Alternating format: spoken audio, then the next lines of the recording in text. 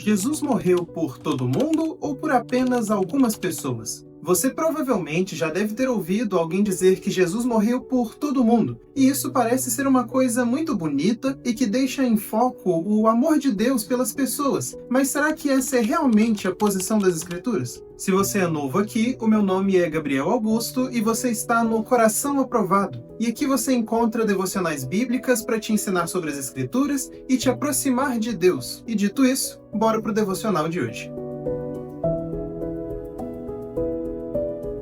Uma das coisas essenciais a respeito do Evangelho é que Jesus morreu por causa dos nossos pecados. Mas o que isso significa? Se nós olharmos para a Bíblia, ela vai nos apresentar o fato de que todas as pessoas são pecadoras, ou seja, todo mundo está trilhando um caminho que vai contra o caráter e a lei de Deus. E nesse sentido, todos nós somos merecedores de castigo. E de acordo com o que Paulo diz em Romanos 3, esse castigo é a morte. Jesus, quando é crucificado, atua como um substituto para o ser humano pecador. Se a consequência do pecado é a morte, Jesus morre no lugar do homem para que, dessa forma, o homem possa viver. E nós chamamos isso de doutrina da expiação. Diante disso, surge a questão: Jesus, ao morrer na cruz, morre por todas as pessoas ou apenas por algumas pessoas? Para muitos, a resposta mais óbvia é que Jesus morreu por todas as pessoas, e um dos textos mais usados para justificar essa visão é o de João 3,16, que diz o seguinte: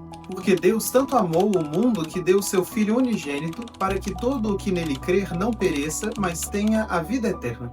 Aqui, o texto parece ser bem claro quando diz que Deus amou o mundo e não apenas algumas pessoas. E se nós olharmos apenas para isso, parece que a questão está resolvida. Mas aí surge uma nova questão. Se Jesus morreu por todas as pessoas, então por que nem todo mundo é salvo dos seus pecados? Aqui, nós já descartamos a ideia do universalismo, que é uma crença de que todas as pessoas serão salvas, porque essa visão não tem nenhuma base bíblica. Pelo contrário, a Bíblia fala sobre salvação e condenação. Ela fala sobre uma eternidade de alegria plena que vem pelo amor e a misericórdia de Deus, e por outro lado, ela também fala de uma eternidade de dor e sofrimento que vem pela ira de Deus. Enquanto algumas pessoas desfrutarão da alegria plena, outras sofrerão um castigo pleno. Entendendo essa questão da salvação e da condenação, nós chegamos ao seguinte problema: se Jesus morreu por todos, mas nem todos serão salvos, isso significa que o sacrifício de Cristo não foi eficaz na vida dessas pessoas. Tentando lidar com esse problema, as pessoas que têm uma visão arminiana a respeito da salvação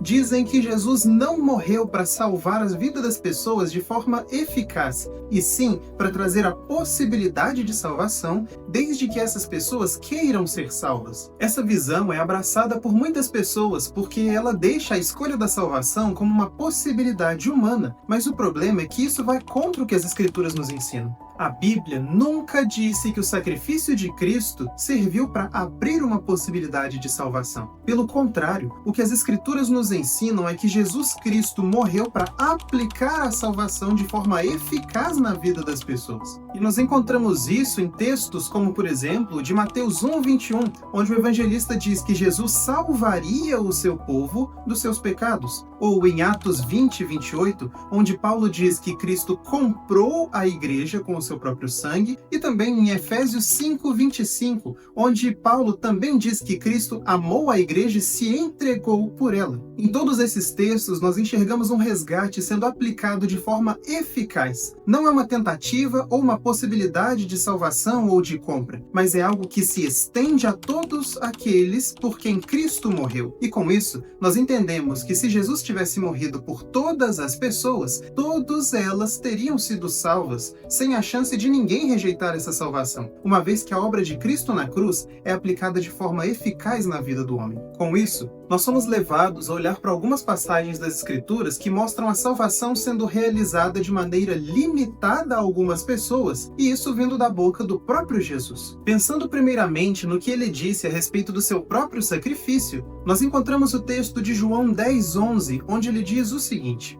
Eu sou o bom pastor dá a sua vida pelas ovelhas. Aqui, Jesus não diz que morreu por todo mundo, mas ele fala que morreu pelas ovelhas. E isso traz uma ideia de uma expiação que se limita a algumas pessoas. E essa ideia ganha mais força com outra fala de Jesus, ainda em João capítulo 10, mas agora nos versículos 26 ao 28. Vocês não creem porque não são minhas ovelhas. As minhas ovelhas ouvem a minha voz, eu as conheço e elas me seguem. Eu lhes dou a vida eterna e elas jamais perecerão. Ninguém poderá arrancar da minha mão.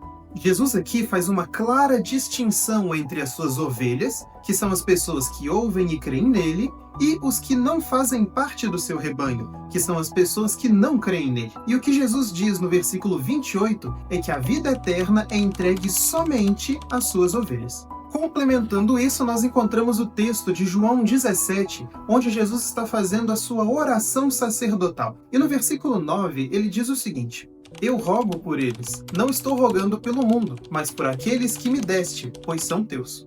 Aqui, Jesus novamente faz uma distinção entre as pessoas. Primeiramente, ele fala que está rogando por algumas pessoas, mas não está rogando pelo mundo. Ou seja, ele ora especificamente pelas pessoas que o Pai deu a ele. Com isso, a forma como Jesus se refere à sua própria morte nos conduz a crer que ele não morreu por todo mundo, e sim pelo seu povo, pelo seu rebanho, pela sua igreja, por aqueles que o Pai entregou nas mãos dele. E diante disso, por que então João escreveu que Deus amou o mundo e não simplesmente que ele amou algumas pessoas? A resposta para isso é que em João 3,16, a palavra mundo não se refere a literalmente todos os indivíduos do planeta de forma isolada, e sim a todos os tipos de pessoas. E nós encontramos base para entender isso quando nós nos deparamos com o texto de Apocalipse, capítulo 7, versículo 9, onde o próprio João diz as seguintes palavras: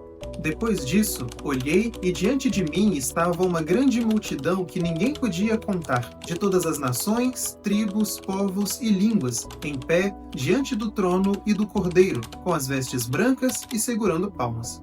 Quando unimos o texto de João 3 e o de Apocalipse 7, nós entendemos que o amor de Deus e o sacrifício de Cristo alcançam todas as nações, tribos, povos e línguas que existem no mundo, mostrando que Deus não faz acepção de pessoas. Ele não salva o homem com base na sua nacionalidade e nem na sua cultura, mas ele estende a sua graça a todas as nações e a todas as culturas. E nesse sentido, Deus amou o mundo e Jesus morreu pelo mundo. Entendendo tudo isso, a doutrina de uma expiação limitada não diminui o amor de Deus como algumas pessoas pensam. Pelo contrário, ela torna o amor de Deus eficaz na vida do homem, sem a chance do pecado no coração do homem ser maior que a graça de Deus. As Escrituras nos apresentam um Cristo que garante a nossa salvação, um Deus que reconhece que nós jamais aceitaríamos a Cristo por vontade própria, e por isso, ele não abre uma simples possibilidade de escolha da salvação,